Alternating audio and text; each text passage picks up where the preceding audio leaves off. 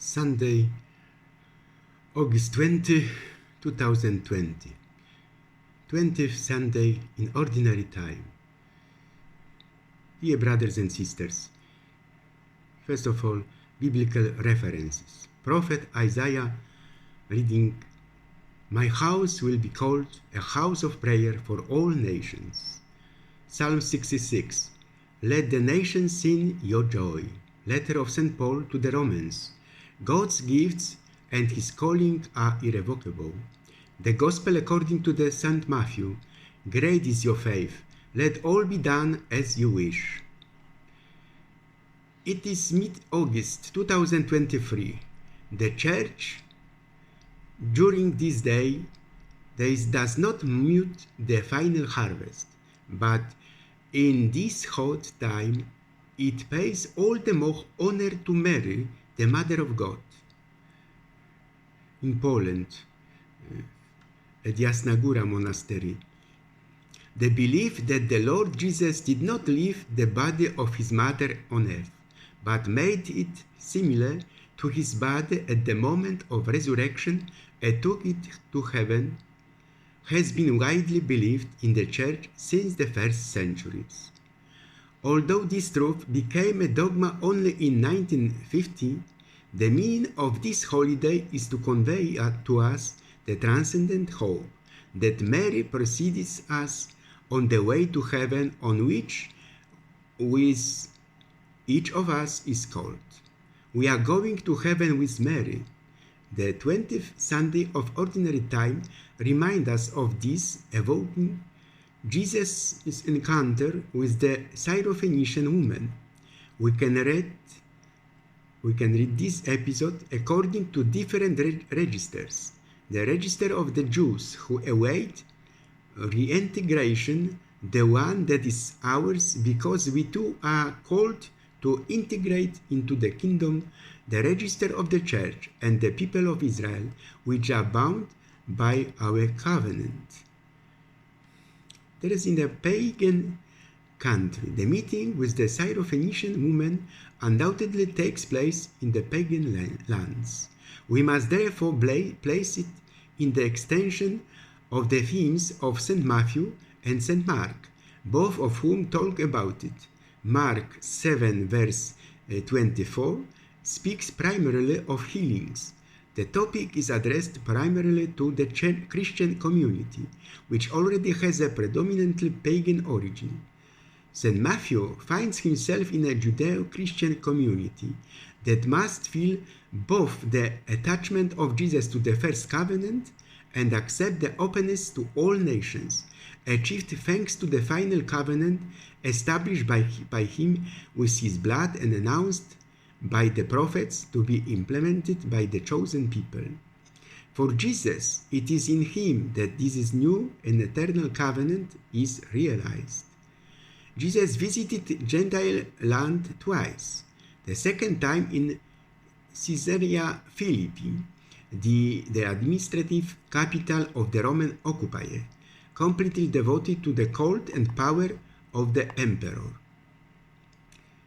It is there that Christ will establish his kingdom, the Church, around the Apostolic College, confirmed by the faith of Peter. So, God silences. As we see in the early accounts of Acts, a key question arose for Christian converts from Judaism. Who is the good news for? And if this good news and this covenant become universal, how can we understand this rejection of the first covenant? Is it rejection or final silence? To the woman who believes him to be the Messiah and says, "Lord, Son of David," since the Messiah has only entered the people of promise, Jesus says nothing. Is it contempt? No, doubt not. We must get to the heart of the reality that Jesus' thought and message seek to explain. The disciples do not follow his logic. They react as told in the parable of the obsessive man, Luke chapter 18 verse 5, who awakens his neighbors neighbor, and he is satisfied only from the absence of embarrassment, not from friendship or intimacy. She's chasing us with her screams. Jesus' answer is ambiguous if one remains on the surface. I was only sent to the lost sheep of Israel, not on the true and authentic Torah believers. Wouldn't these lost sheep also be all the pagans of whom the prophets and psalms so often speak? They are not alien to God. They are His, for us, for the nations, as the psalm evokes. The silences of God, the pagans knew them, but Jesus comes to speak to them.